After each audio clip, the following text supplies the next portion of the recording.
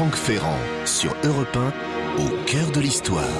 Un nouveau numéro d'Historia est en kiosque avec pour gros titre Le crépuscule de Rome. Franck Ferrand l'a lu et s'en est inspiré pour l'émission d'aujourd'hui. Bonjour Franck. Bonjour Céline, bonjour à tous. Les barbares font la loi, une crise religieuse majeure, les ravages de l'incivisme, voilà les sous-titres de ce grand dossier consacré au déclin de l'Empire romain d'Occident et qui pourrait évidemment donner le sentiment qu'ils font référence à notre époque. C'est d'ailleurs ce qui nous intéresse tant, je crois, dans ce sujet majeur des années de la décadence et de la chute de l'Empire romain.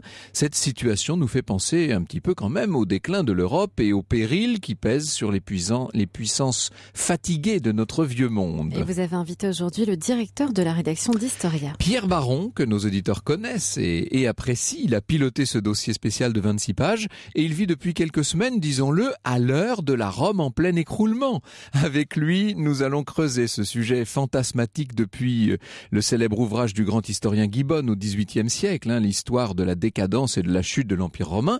Et pour nous mettre en jambes, je vous propose de suivre Alaric et ses Visigoths dans les ruines encore fumantes de la cité vaincue.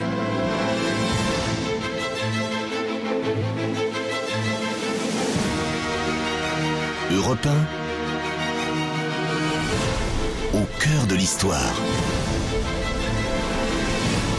Franck Ferrand.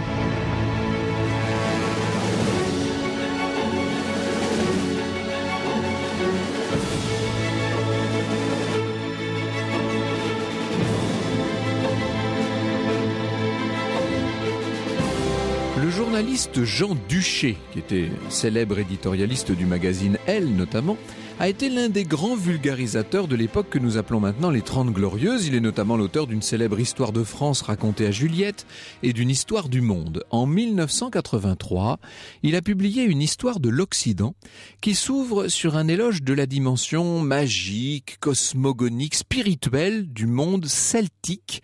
Ce monde des Celtes et des Gaulois, disons, héritiers de très très vieilles civilisations, et qu'il oppose radicalement au monde romain. Dans la société de consommation romaine, écrit-il, ces choses-là paraissaient tout à fait déraisonnables. Manger, boire n'était pas une communion cosmique, c'était la bouffe. Faire l'amour ne célébrait pas la création du monde, c'était la baise. Et tout ce que l'on demandait aux augures, c'était de se regarder sans rire quand ils trouvaient dans l'appétit d'un poulet ce que l'empereur voulait entendre. Les spécialistes de la religion romaine apprécieront. Je pense que c'est tout de même une vision réductrice de la mentalité latine, qui était bien plus subtile et un peu moins matérialiste que cela, mais ce que veut dire Jean Duché, c'est que Rome, de siècle en siècle, avait peu à peu tourné le dos à la spiritualité, aux choses essentielles, et qu'elle s'était plus ou moins endormie sur ses lauriers. Citoyens ou sujets, écrit-il, riches ou pauvres, ils étaient tous des privilégiés et des exploiteurs à leur façon.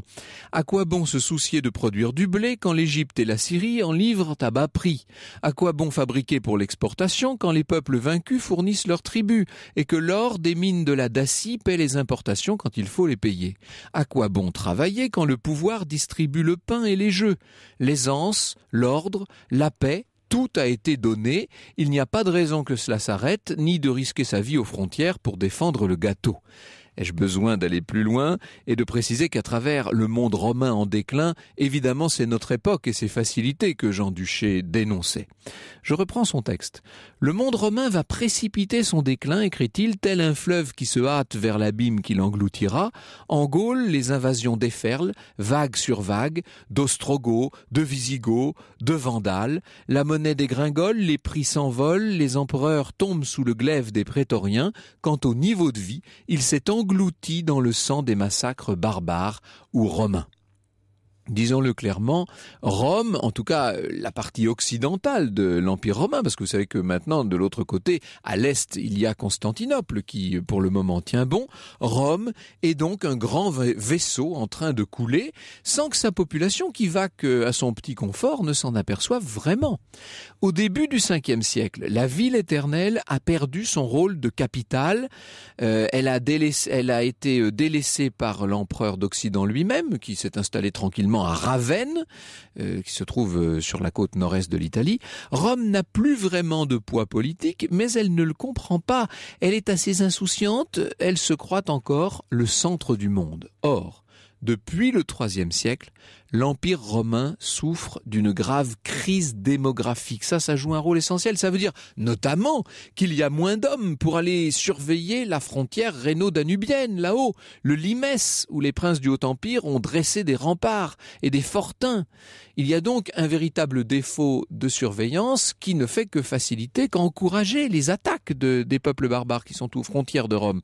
Ce qui explique aussi que ces groupes de barbares puissent se livrer régulièrement à des pillages de manière à peu près impunie. Pour éviter que les vols se généralisent, l'Empire a enrôlé des barbares, et ça c'est ce que raconte très bien Bruno Dumézil dans ce numéro d'Historia. Une date importante, en 376, les Goths ont été chassés par d'autres peuples qui faisaient une poussée, qui venaient d'Asie centrale, les Huns. Ils vont passer le Danube, ils pénètrent maintenant dans l'Empire romain. Les barbares vont s'imposer peu à peu. Ils vont s'imposer à tel point qu'aux alentours de 380, l'état-major romain est composé à plus de 50% de chefs germaniques. Ce sont donc des officiers étrangers qui vont assurer la régence au nom d'un empereur qui à l'époque était en bas âge. On pense par exemple à Stylicon qui dirige l'Empire d'Occident entre 395 et 408. Ce Stylicon, c'est un général vandale. Il a épousé la nièce de l'empereur Théodose Ier, donc de l'empereur d'Orient, et pour bien ancrer les choses, sa propre fille à son tour épousera l'empereur d'Occident, Honorius.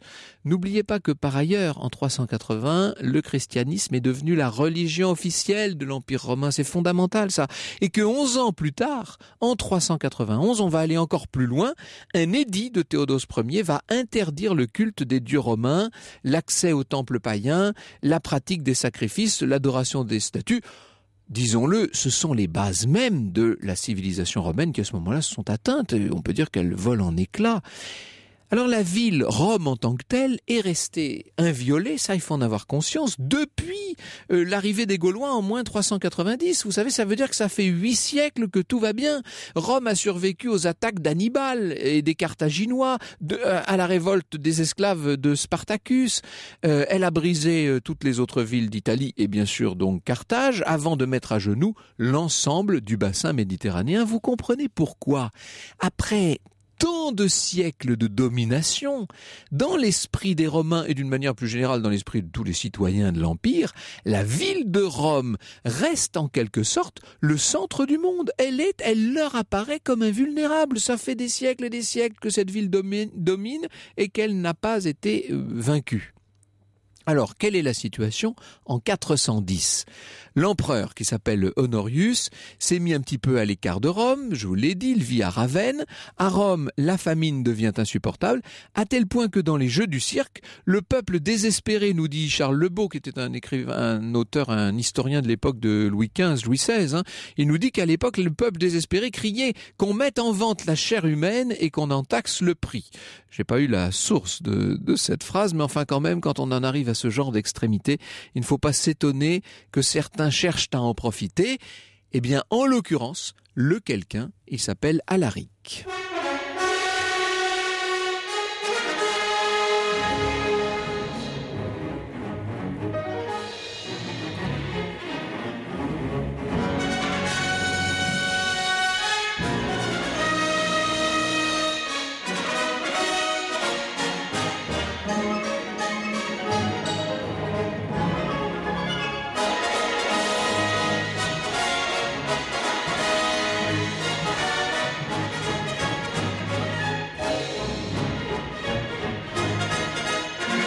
Dimitri Tiomkin avec un extrait de Pax Romana, extrait de la bande originale du film La chute de l'Empire romain, film de 1963. Ah oui, on a l'impression d'être dans un ciné-club. Complètement. On est chez Eddie Mitchell, là, un peu, vous savez. Alors, qui est-il? C'est Alaric Ier, ce roi des Visigoths. Roi des Visigoths, il est né en 370, il devient roi à 24 ans, vous voyez, c'est un jeune chef, et il le sera jusqu'à sa mort en 410, donc pendant 15 ans. Ce qu'il y a d'hallucinant avec lui, c'est qu'il est considéré par les autorités impériales comme le maître de la milice. C'est-à-dire que, si vous voulez, il est un petit peu le généralissime de l'armée intérieure romaine. Voilà un chef d'une population barbare très importante et très remuante qui se trouve être à la tête même de l'armée. Vous avouerez qu'évidemment, ça ne facilite pas les réactions. Depuis près de 35 ans, les Visigoths, donc je vous ai dit, qui ont été poussés par les Huns, si l'on peut dire, sont venus se réfugier sur les terres de l'Empire. Ils se sont installés d'abord en Orient, et puis petit à petit, ils sont allés. Et d'abord, ils ont bénéficié du statut de fédérés, c'est-à-dire qu'ils étaient alliés militaires, si vous voulez. Et puis, c'est inévitable, ils en ont pris à leur aise. Et peu à peu, on les a vus violer allègrement un certain nombre des traités qui avaient été passés avec les deux empereurs. Le 9 août 378, ils vont jusqu'à battre l'armée impériale à Andrinople, où l'empereur Valens meurt. Il ravage alors les Balkans avant que l'empereur d'Orient, qui s'appelle Arcadius, n'arrive à les détourner vers l'Italie vers 408. C'est-à-dire que les Romains n'ont même plus la solidarité intrinsèque. Ce que cherche l'empereur d'Orient, c'est de détourner les Visigoths vers l'Occident. Évidemment, si l'empereur d'Occident pouvait faire la même chose, il ne se gênerait pas. Ces Visigoths ont un double visage, disons-le. D'une part, c'est un peuple barbare en quête d'un établissement fructueux au sein de l'Empire. Et d'autre part, c'est, vous l'avez bien compris, une armée, disons-le, romaine, armée commandée, organisée comme une armée romaine. Ils ont été intégrés au système de défense romain. Vous commencez à voir pourquoi Alaric peut commencer à se faire de véritables idées. Il forme de grands espoirs, cet homme-là. Le roi des Visigoths voit grand, il se verrait bien général en chef des armées, c'est-à-dire le maître de fait de l'Empire d'Occident, comme l'était avant lui Stylicon. Il y a une place à prendre, en quelque sorte. Problème, l'empereur Honorius n'est pas d'accord, et c'est là que le conflit s'amorce. Et c'est ici qu'intervient Sarus, un ancien Visigoth qui déteste en vérité autant Honorius qu'Alaric. Cet homme a fondé une brigade importante et il va être contraint de rejoindre le camp d'Honorius, dont pourtant au départ il ne partage pas du tout les idées. Il est persuadé qu'une réconciliation entre les Goths et les Romains est possible. Au moment où il quitte Ravenne et au moment où il attaque les troupes d'Alaric, il est devenu le principal ennemi de ses compatriotes Goths, si je puis dire, Visigoths. Alaric est piqué au vif d'avoir été ainsi attaqué. Il ne rêve, et vaincu d'ailleurs de reprise, il ne rêve que de vengeance et il prend directement le chemin de Rome parce qu'il se dit que c'est là-bas qu'il va le trouver, ce méchant Sarus. Ce n'est pas la première fois qu'Alaric met le siège devant Rome. Entre nous, il l'a déjà fait 2 fois par le passé, en 408 et 409, et à chaque fois, il a obtenu ce qu'il voulait, c'est-à-dire extorquer d'énormes rançons sans pillage ni violence. C'est comme ça que ça se passait. On mettait gentiment le siège devant Rome, on demandait au Sénat romain le vote d'un impôt spécial, et puis comme Rome est resté quand même très riche, l'impôt était payé et on repartait. Ça s'appelle de la piraterie, ni plus ni moins. Or, Alaric se révèle être un maître du double jeu. Il va exercer un chantage constant sur l'empereur Honorius pour obtenir de l'argent, des nourritures pour ses troupes, tout en se rapprochant dangereusement du centre du pouvoir. La population romaine aisée, qui est chrétienne maintenant, il ne faut pas l'oublier ça non plus, apprenant qu'Alaric risque fort d'entrer dans Rome, s'est retiré de la ville. Vous savez, quand les choses commencent à sentir le roussi, les gens riches ne restent pas en place, évidemment.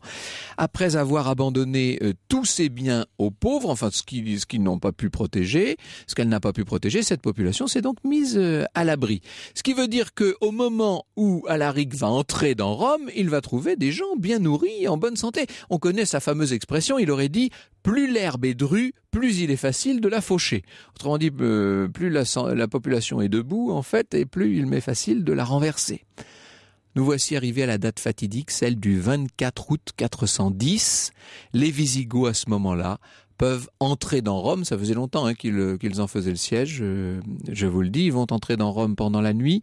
La plupart des témoins rapportent que la ville a été en vérité livrée par trahison. Il y a eu des négociations occultes, comme très souvent dans les sièges, vous savez. Il n'empêche, Rome n'avait pas été prise, je vous l'ai dit, depuis le fabuleux exploit de Brennus et de ses guerriers gaulois en 390, c'est-à-dire 800 ans auparavant. Les Visigoths entrent par la porte Salaria, qui n'a pas été très bien défendue. Certains disent que des sympathisants d'Alaric auraient aidé à ouvrir les portes. Politiquement, ça change pas grand-chose, puisque dans les faits, Rome n'est plus la capitale, je vous l'ai dit. Donc ça n'est pas la capitale de l'Empire qui est en train d'investir Alaric. Il faut bien en avoir conscience de ça aussi. Alors bien sûr, là ça va être la gabegie, vous imaginez, la mise à sac va durer 3 jours, mais il faut relativiser les souffrances de la population, je dis bien les relativiser.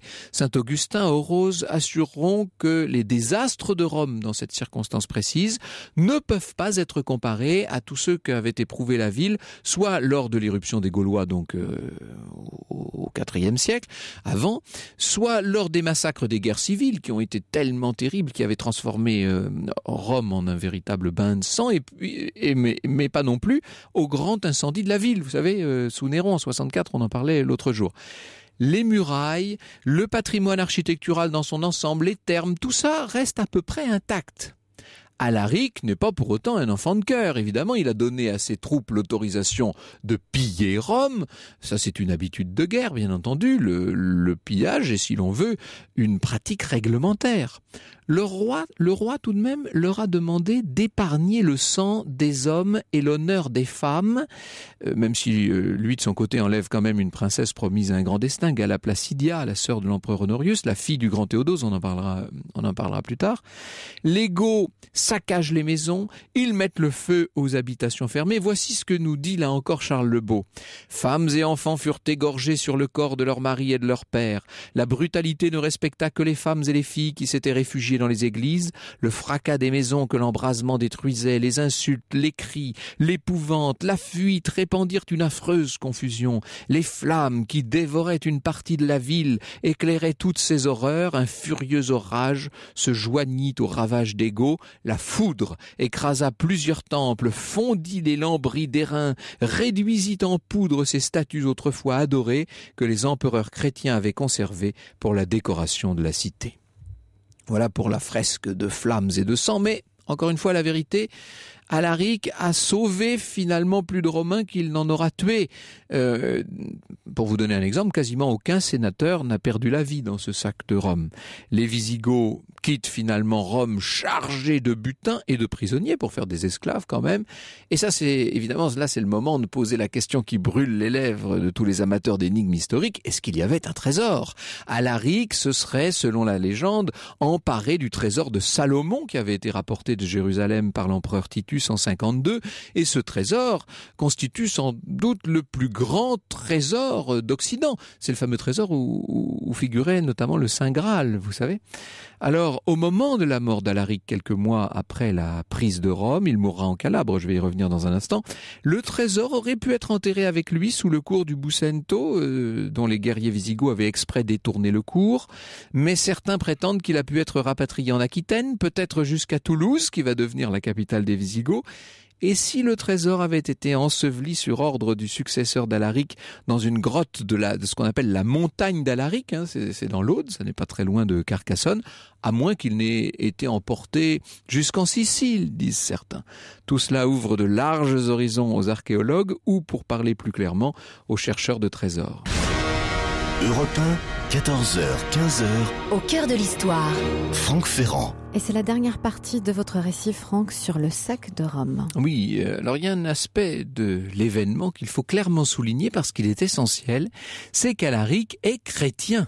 Vous avez vu que au moment de la mise à sac, il a défendu à ses soldats de commettre trop de dégâts, en quelque sorte, notamment de brûler les édifices consacrés, ce qui veut dire que les églises ont été pour l'essentiel épargnées. Il va même déclarer 2 établissements asiles pour les habitants, c'est les églises Saint-Pierre et Saint-Paul qui devront être respectées comme refuge inviolable. Pourquoi ces 2-là ? D'abord parce que Saint-Pierre et Saint-Paul sont les 2 fondateurs de la Rome chrétienne, mais aussi parce que ce sont les 2 églises les plus spacieuses et qu'elles vont pouvoir comme ça sauver le plus possible de malheureux. Vous allez me dire, mais il paraît que tout de même des églises ont été embrasées. Oui, mais seulement par propagation d'incendies qui avaient été allumés dans les maisons voisines. Et ça change tout forcément. Ce respect des Goths pour le christianisme a épargné beaucoup de vies romaines. Dans mon Poitou natal, on dit c'est à la fin de la foire qu'on compte les ânes. En l'occurrence, est-ce qu'Alaric a bien joué? Est-ce qu'il mérite le titre de successeur, de digne successeur, même lointain, de Brennus? Eh bien, la réflexion, je crois qu'on doit pouvoir dire que non. Si vous voulez mon avis, Alaric a même plutôt raté son coup. Rappelez-vous quel était son objectif au départ. Il avait pour but non pas de piller Rome, ni de laisser son nom dans l'histoire comme le vainqueur implacable de la ville éternelle. Lui, il voulait avant tout le pouvoir en Occident. Il voulait devenir le grand chef militaire, ce qu'il n'a pas réussi à faire. Il n'a somme toute tué ni la ville ni l'empire, mais il a par contre réduit cet extraordinaire mythe que pouvait être Rome à néant. Vous imaginez le choc que ça a pu être. Rome a été sacrifiée, mais pas l'empereur qui était de toute façon tranquillement à Ravenne. Alaric n'a pas eu le commandement qu'il voulait. Et après le sac, il a projeté d'épouser sa prisonnière, Galla Placidia, et de devenir donc le beau-frère de l'empereur. Seulement, il meurt avant d'avoir pu le faire. Il était parti vers le sud dans l'espoir de passer en Afrique. Eh bien, en fait, il n'ira pas jusque-là. Il meurt à la fin de 410 à Consentia, en Calabre. Et du coup, c'est son successeur, Ataulf, qui, 2 ans plus tard, va devoir aller se réconcilier avec l'empereur d'Occident, Honorius. C'est lui qui épouse la prisonnière Galla Placidia et qui s'institue protecteur des Romains. À défaut de contrôler l'empire, les Visigoths obtiennent une région à eux. On va dire grosso modo que c'est la province d'Aquitaine. Et grâce à cela, 2 générations plus tard, à la dislocation de l'Empire d'Occident, alors là on pourra dire qu'ils font figure de puissance dominante en Europe de l'Ouest. Pour le plaisir, je serais tenté de parler d'une revanche posthume d'Alaric. Alors n'oublions pas que désormais, nous parlons d'un monde chrétien. Le sac de la ville éternelle a été perçu à peu près partout, dans toute la chrétienté, comme un signe terrible, annonciateur de la fin des temps. C'était le jugement dernier qui arrivait. Mais on n'imagine pas ce que ça a pu être comme symbole, évidemment. C'est tout à fait puissant. Pour tout vous dire, ce sac de 410 n'aura été pour Rome que le premier des temps chrétiens, puisque Rome a été attaquée par la suite par Genséric et les Vandales en 455, et puis qu'elle a été ensuite un certain nombre de fois. Je ne vais pas vous rappeler Charles Quint et même les Français au milieu du 19e siècle. J'aimerais vous lire l'avis de Bruno Dumézil dans ce grand dossier d'Historia. La date de 410 ne saurait être retenue comme un tournant majeur, dit-il. Vous voyez, il va encore plus loin que moi. C'est certes une armée gothique qui entre dans Rome derrière le roi Alaric, mais elle ne compte sans doute pas plus de barbares que l'armée romaine qui accompagnait Constantin lorsque celui-ci s'était emparé de la ville en 312. Les vrais malheurs de l'Empire viennent d'ailleurs, nous dit Bruno Dumézil. Pour résister à Alaric, Stylicon a dû dégarnir la frontière du Rhin. En 407, les Gaules ont été envahies et elles ne seront jamais totalement récupérées. La Grande-Bretagne devient alors de ce fait impossible à défendre. Les armées impériales abandonnent l'île, laissant les notables locaux organiser seuls la défense. Ceux-ci embauchent quelques mercenaires venus de Saxe ainsi que des Angles du Jutland. Mais voilà que ces étrangers prennent progressivement le contrôle du terrain. Les anglo-saxons vont donner bientôt beaucoup de fil à retordre aux tout derniers Romains sur place. Au final, les conséquences politiques et matérielles ont donc sans doute été inférieures au retentissement symbolique de l'événement. Mais attention, ne nous y trompons pas. À travers tout l'Empire, les gens ont été atterrés. La ville éternelle, la ville inviolée depuis tant de siècles est quand même tombée aux mains de barbares cupides. L'Empire a été frappé en son cœur et ça, de toute façon, pour les contemporains, c'était inimaginable.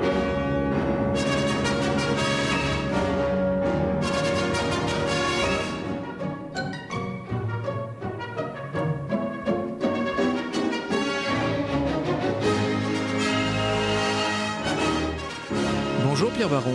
Bonjour. Merci d'être venu nous voir avec toute une cargaison d'Historia. Moi je l'avais eu en avant-première, mais toute l'équipe se régale.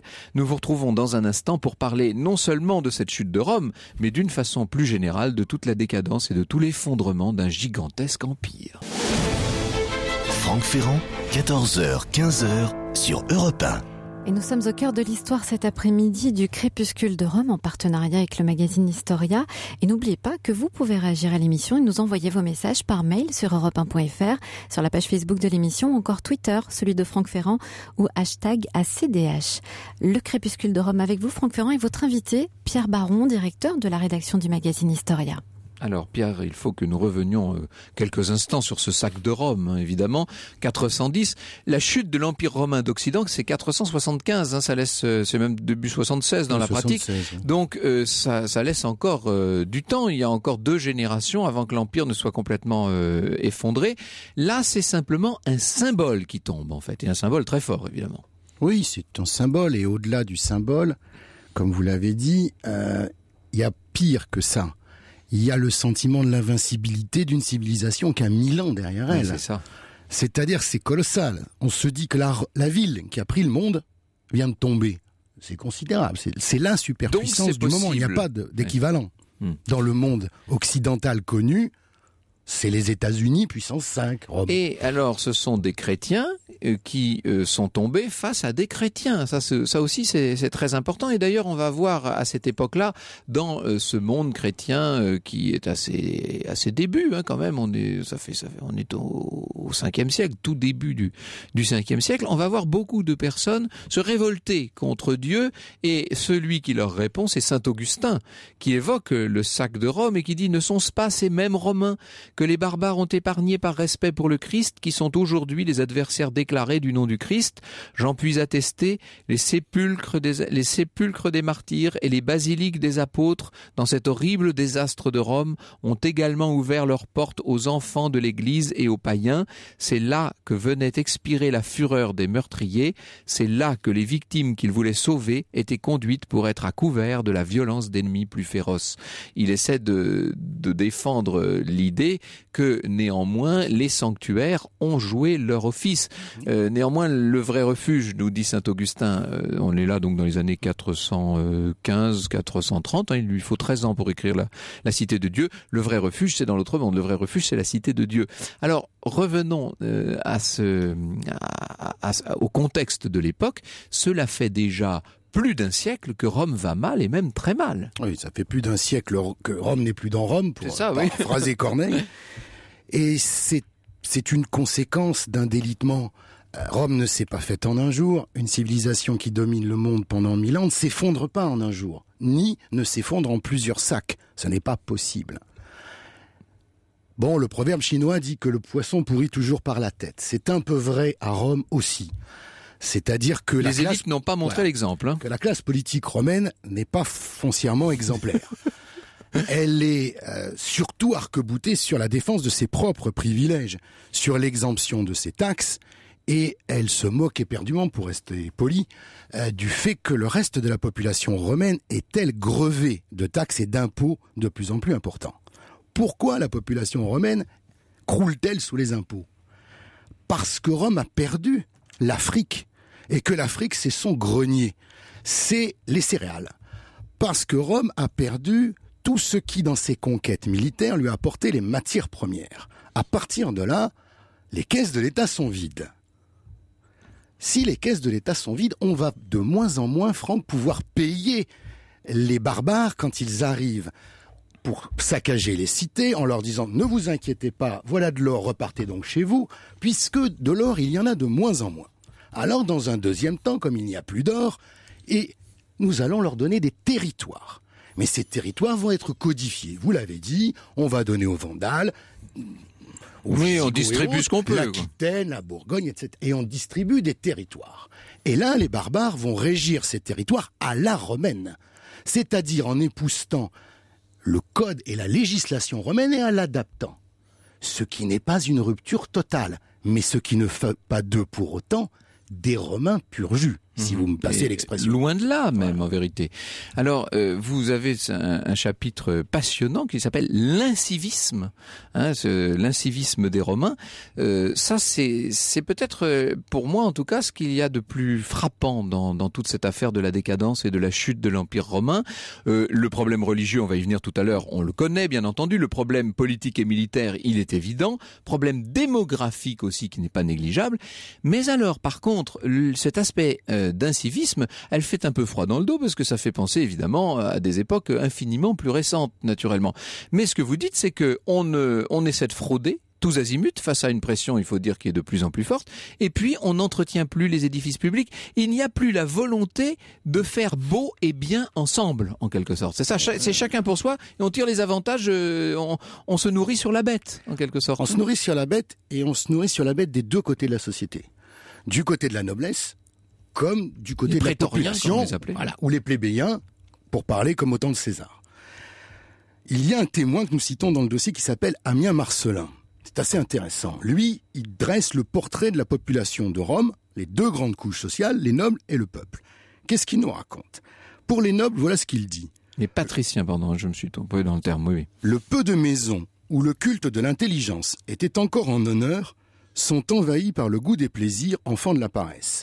Les chanteurs ont chassé les philosophes. Et les professeurs d'éloquence ont cédé la place aux maîtres en fait de volupté.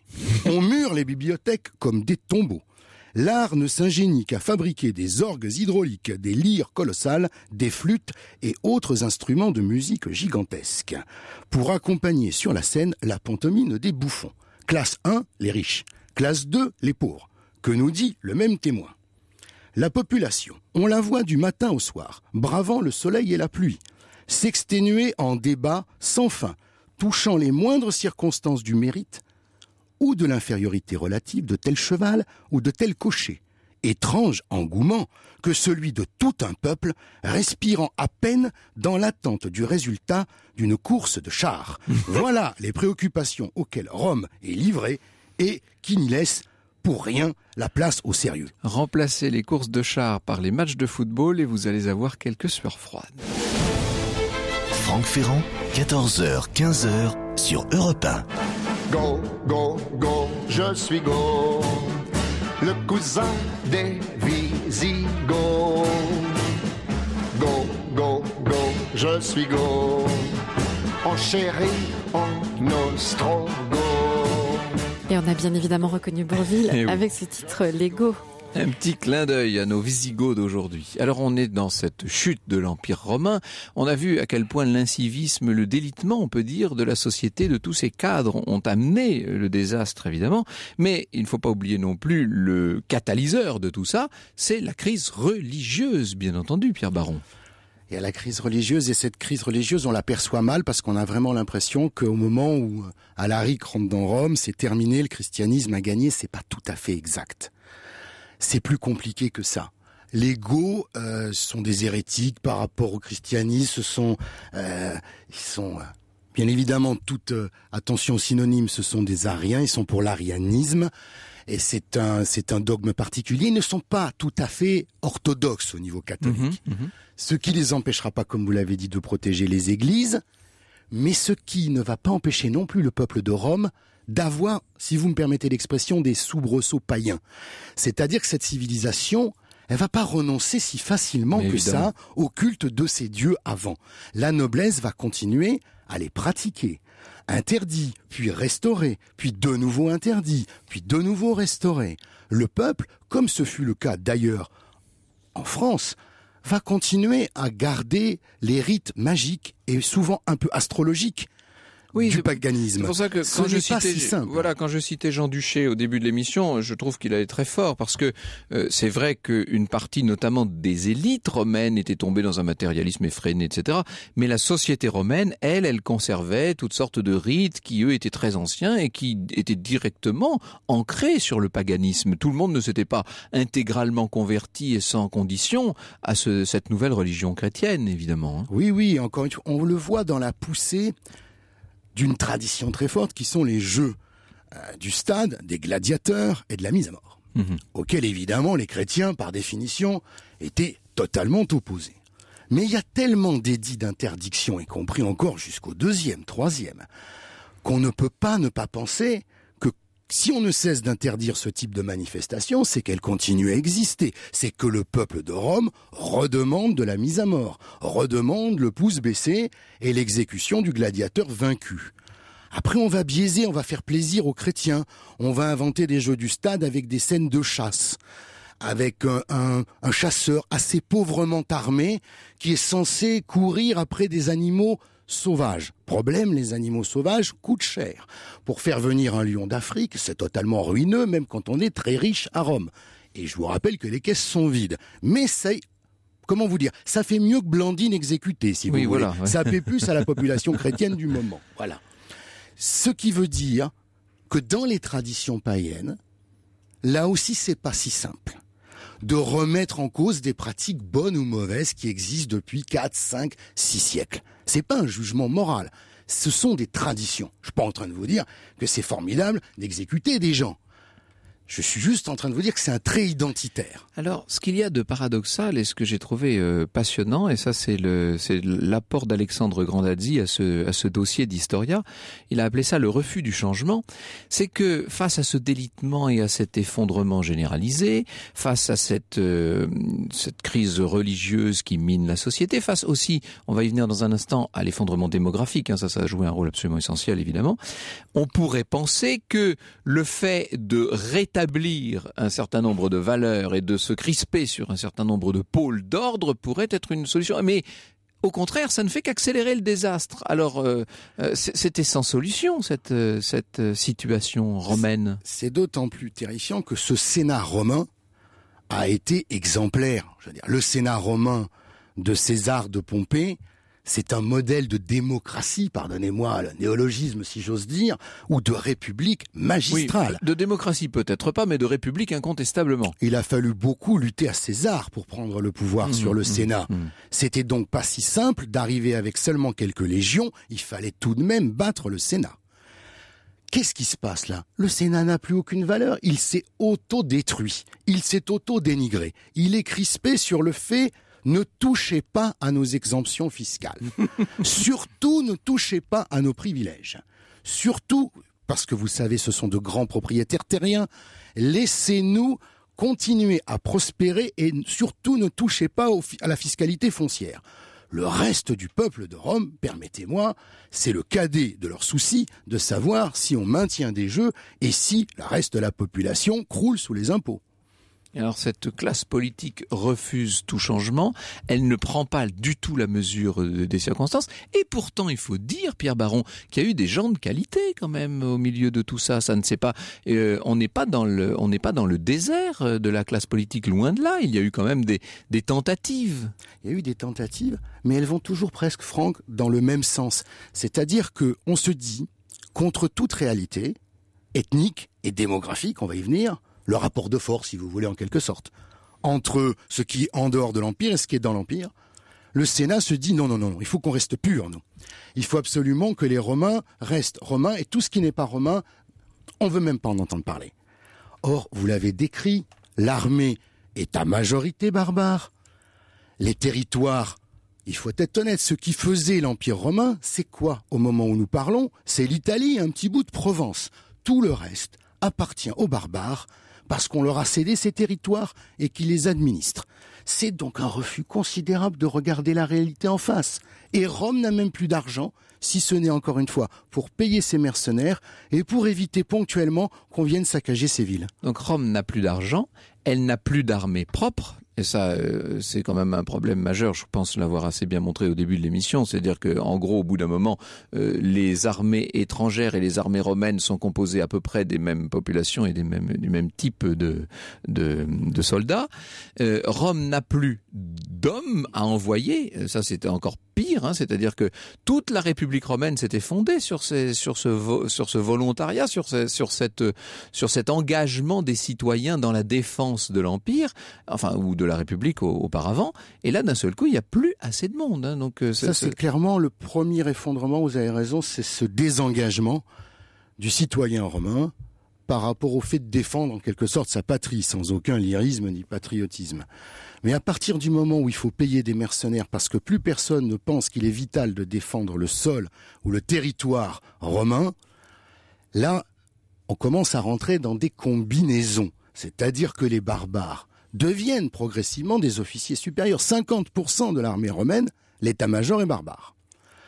Quand on dit barbares, pour ceux qui nous prendraient en cours, ça veut dire qu'ils sont extérieurs à l'Empire. Oui, c'est ça. Ils sont hors de l'Empire romain. Voilà. De la culture romaine. C'est pas un jugement de valeur. Oui. C'est ce qui est Parce que nous, barbare, c'est devenu très négatif. Mais à l'époque, barbare, ça veut simplement dire extérieur et étranger à la civilisation romaine. Aux murailles qui avaient été érigées par les empereurs. À partir du moment, Franck, où ces officiers ont le pouvoir, Ils sont dans toutes les combinaisons politiques. On va même les marier avec des familles royales, des nièces, des cousins. Bien évidemment, tout ça va s'apparenter.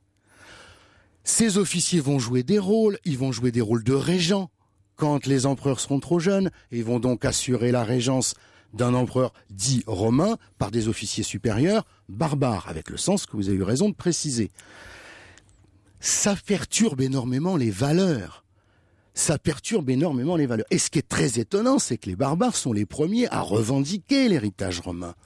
Au niveau législatif, au niveau des droits, les barbares intègrent parfaitement l'héritage que leur cèdent les Romains. Mais le Sénat, ça, il ne le voit absolument pas.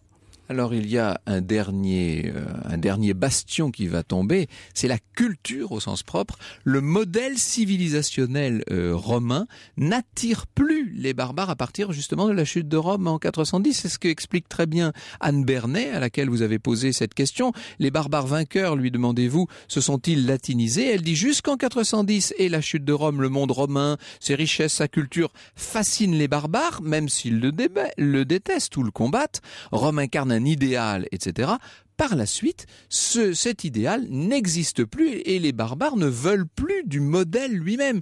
Ça, c'est assez terrible. À partir de là, on peut dire que c'est là vraiment la fin de l'Empire. Hein. Mais oui. Ça ne s'arrête pas évidemment du jour au lendemain. Oh non, ça va prendre encore quelques siècles. Le problème, c'est que quand vous avez une armée comme la Légion romaine, qui règne en maître depuis des siècles, personne ne résiste à l'armée romaine. Personne.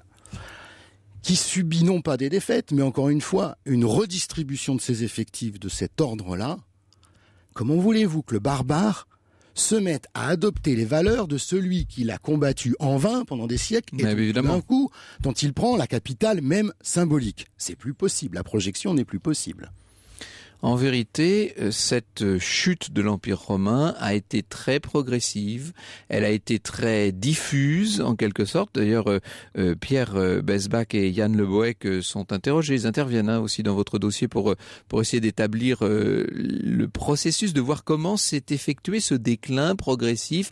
Et puis, il y a eu de nouvelles fécondations, évidemment. C'est-à-dire que cette civilisation romaine, elle n'a pas été perdue ni très longtemps, ni pour tout le monde. Enfin, quand je dis ni très longtemps, il y a quand même eu plusieurs siècles d'éclipse, objectivement. La première renaissance sur le modèle de l'Empire romain, ce sera l'Empire carolingien. C'est quand même assez tard. Alors Yann Le Bohec dit « Nous nous garderons d'établir un parallèle avec le monde actuel ». C'est peut-être une façon de parler par prétérition. Moi, j'ai au contraire très envie d'établir un parallèle avec le monde actuel parce que ça nous fait réfléchir et c'est extrêmement intéressant. Pour une fois que l'histoire est directement en rapport avec une situation qu'on peut vivre par ailleurs, je trouve que ça mérite au moins de se poser la question. Merci beaucoup Pierre Baron. Le numéro d'Historia avec en couverture donc le crépuscule de Rome, les barbares font la loi, une crise religieuse majeure, les ravages de l'incivisme. Ce numéro est en kiosque dès aujourd'hui. Vous viendrez régulièrement comme ça nous parler des grands sujets d'Historia. Europe 1, au cœur de l'histoire. Retour aux origines. Un rendez-vous qui vous appartient, chers auditeurs, car vous pouvez poser vos questions à Franck Ferrand sur europe1.fr, comme l'a fait Claire, qui vous demande, Franck, de nous éclairer sur l'expression la croix et la bannière. Oui, et Claire nous dit, j'imagine bien que cela doit remonter aux croisades. Eh bien non, Claire, je ne voudrais pas vous décevoir ou vous contredire, mais non, ça n'a en fait pas grand-chose à voir avec les croisades. Cette histoire, la croix et la bannière, cette expression qui veut dire, vous savez, quand on dit « oh, c'est la croix et la bannière », ça veut dire c'est très difficile, c'est quelque chose de compliqué. Ça nous vient tout simplement des processions, vous savez. Alors ces grandes processions, comme on pouvait les voir encore dans nos villes il n'y a pas si longtemps, vous savez, il y a 50, 60 ans, il y en avait encore, où l'on sortait le saint local, évidemment, à bras d'hommes, bien entendu. On voit ça beaucoup encore en Espagne ou dans certains villages du sud de la France ou de la Corse, bien sûr. Alors on sortait les bannières, dont certaines sont somptueuses, elles sont brodées de fils d'or, c'est absolument magnifique. Et puis on sort les grandes croix au bout de hampes, bien entendu. Et donc la croix et la bannière, ça fait allusion à toute l'organisation de ces processions, qui est une organisation complexe, évidemment. C'était difficile, vous imaginez, il fallait ne vexer personne, il fallait que tout le monde marche à son ordre et à la bonne place. Donc tout un décorum, tout un protocole très compliqué.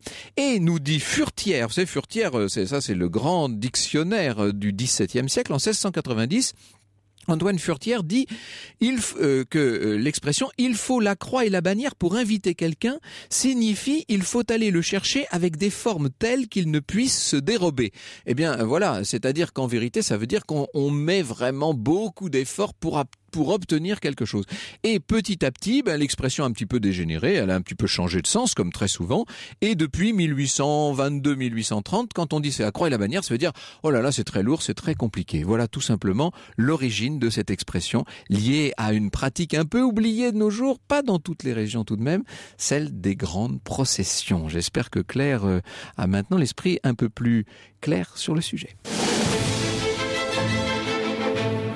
Bonjour Elena Morna. Bonjour Franck, bonjour à tous. Alors aujourd'hui avec les experts européens, nous allons parler de la rupture, plus exactement de l'annonce de la rupture. Vous savez Franck, il fut une époque où on allait chercher un paquet de cigarettes, on revenait jamais. Aujourd'hui ça se passe parfois sur le net, on dit ou par SMS, on dit bon bah salut, je ne t'aime plus, je ne te veux plus. Il y a d'autres façons de l'annoncer et on en parle aujourd'hui avec vous et les experts européens. Merci beaucoup Elena. C'est Cécile Chicot qui avec Hervé Pauvert a écrit une bande dessinée justement sur ces Visigoths, etc. Ça s'appelle La saga de Votila. C'est en 2 tomes aux éditions Delcourt. Elle nous le signale par internet. Alors je me fais un plaisir de le dire à nos auditeurs. Nous nous retrouvons demain, Céline. Pardon. Avec grand plaisir, Franck, à demain. Franck Ferrand sur Europe 1, au cœur de l'histoire. Cœur de l'histoire. Cœur de l'histoire. Cœur de l'histoire. Cœur de l'histoire. Cœur de l'histoire. Cœur de l'histoire. Cœur de l'histoire. Cœur de l'histoire. Cœur de l'histoire.